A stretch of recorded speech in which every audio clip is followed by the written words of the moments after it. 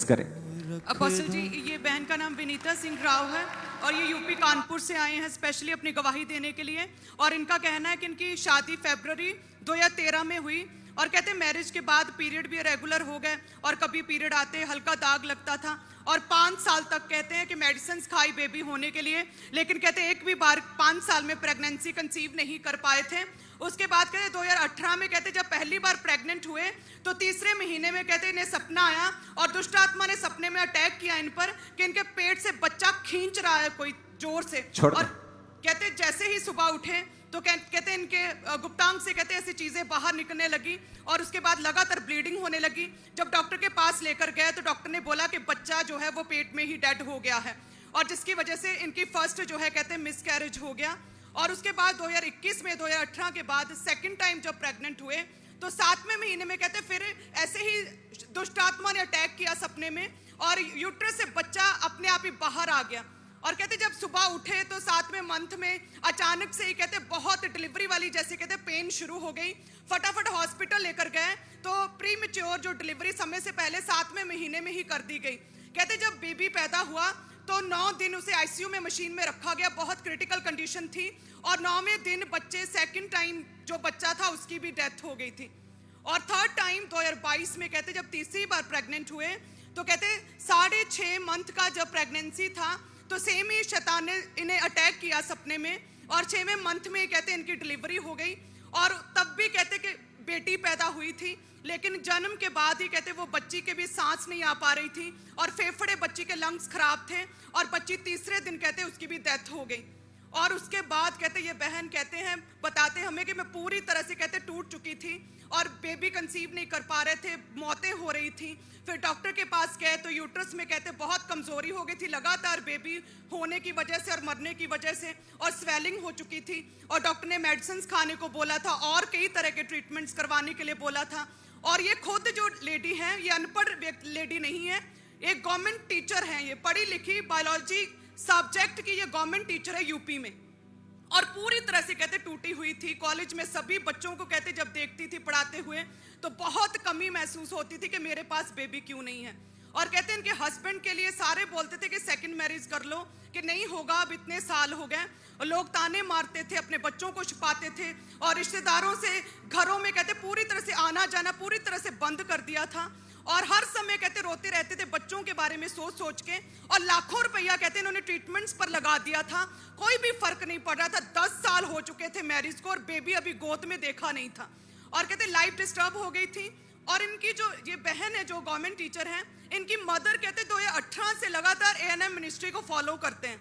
ये बहन विश्वास में थी लेकिन जीवित चर्च के साथ जुड़ी नहीं थी। इनकी मदर लगातार इन्हें बताते थे कि एक बार ANM मिनिस्ट्री चलो, एक बार खामरा चर्च चलो, अटेंड करो, और ये आ नहीं रहे थे।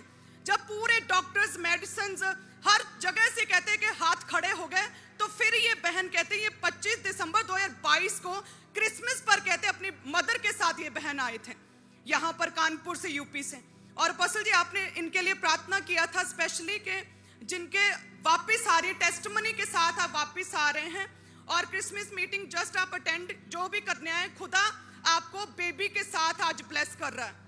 और उस दिन ये फर्स्ट टाइम आए और आपने बेबी के लिए उस दिन आपने डिलीवरेंस की घोषणा किया और उसके बाद कहते हैं कि इन्होंने पेट पर हाथ रखा था, कलीसिया में बैठे थे और एकदम से पूरी बॉडी कहते जैसे हीट हो गई, तप गई, पूरी गर्माहट महसूस हुई। और नेक्स्ट मंथ जनवरी के पीरियड जो थे मिस हुए, इन्हें ध्यान नहीं इन्होंने दिया।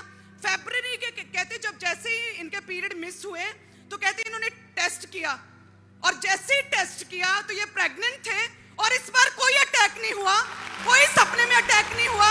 पूरे 9 महीने के बाद बच्चा पैदा हुआ और जब बच्चा पैदा पूरी नॉर्मल पैदा हुआ, 10.5 साल बाद बच्चा पैदा हुआ 31 अक्टूबर 2023 को एक बड़ी टेस्टमनी के साथ खुदा ने ब्लेस किया। आज यूपी से स्पेशली अपनी गवाही देने के लिए आए हैं और ऑनलाइन मीटिंग को अटेंड करते हैं। ओह जीसस जीसस।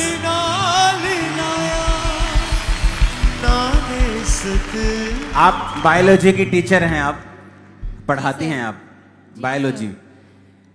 तो बायोलॉजी जो पढ़ाते हैं उनको बड़ा है ना मुश्किल है ऐसे कि मिरेकल्स पे बिलीव करना, जबकि उनको पता है कि शरीर में ये हार्मोन कम हो जाए तो ये नहीं होता, वो ज़्यादा हो जाए तो शुगर होता है, ये होता है, पेनक्रियास, ये। तो ऐसे लोगों को बड़ा यकीन करना मुश्किल होता है। जी सर।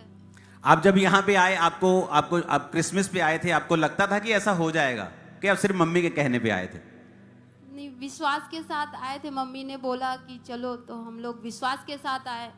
नहीं, क्या ऐसा महसूस होता था कि ऐसे हो सकता है? क्योंकि आप खुद एक बायोलॉजी की टीचर हैं।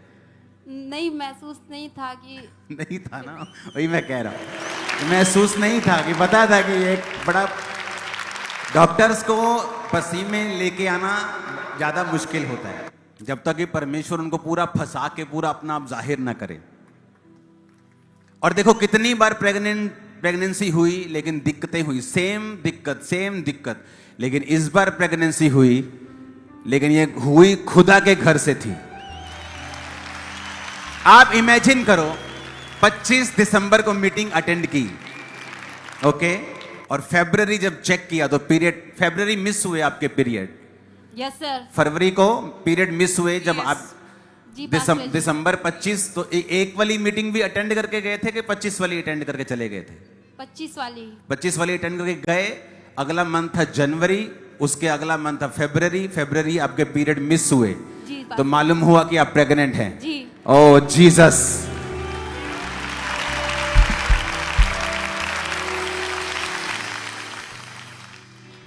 और अब ये बेबी के साथ खड़ी है। मेरे को ये समझ नहीं आता, आपका नाम बताइए क्या है? विनीता सिंह राव। और आपके हस्बैंड का? विष्णुकांत। और कहाँ रहते हैं आप? कानपुर, यूपी में। और कहाँ, कौन सा गांव, कौन सा मोहल्ला? ये कौन सा? घाटमपुर के पास बांध गांव है मेरा। बांध गांव? हाँ। और आपका गांव में आपके पिताजी का नाम? पिताजी का नाम कुढ़ादीन।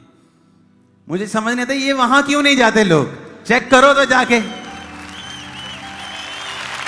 समझ नहीं आता, या तो ये लोग सच्चाई से डरते हैं और सिर्फ अपना एजेंडा बताना चाहते पब्लिक को कि हीलिंग नहीं होती, जीसस नहीं होते, या तो आप सच्चाई से डरते हो।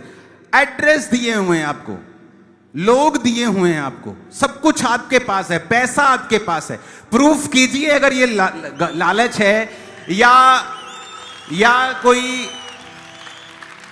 गेम खेली जा रही है या फेक हीलिंग है, तो करिए ना एक्सपोज। हम तो कब के तैयारी करते क्यों नहीं तुम लोग? आपके सामने हीलिंग हुई, आपके सामने ले हैंड हुआ, आपके सामने इमरजेंसी के लिए प्रेयर हो रही है, आपके सामने एक बायोलॉजी का टीचर आके बता रहा है कि मुझे विश्वास नहीं था। मदर कब से चर्च आ रहे हैं? 2018 से। 18 को बताया होगा, बेटा बेबी नहीं हो रहा, चर्च नहीं कोई बात नहीं, हो जाएगा। 19, 20, 21, फिर बेबी के बाद और 2 बेबी मर गए। तब जब बस हो गई, यूट्रस की बस होगी, चलो अब चलते हैं। और ऐसा क्या हो गया, एक ही मीटिंग में आप दिसंबर यहां मीटिंग में बैठे हैं, आपके लिए प्रेयर हुई है, अगले ही महीने के बाद आपके पीरियड मिस हो रहे हैं। अच्छा, हो सकता है वैसे ही प्रेगनेंसी हो गई हो, फिर वैसे अटैक क्यों नहीं हुए जो पहले हर प्रेगनेंसी में होते थे?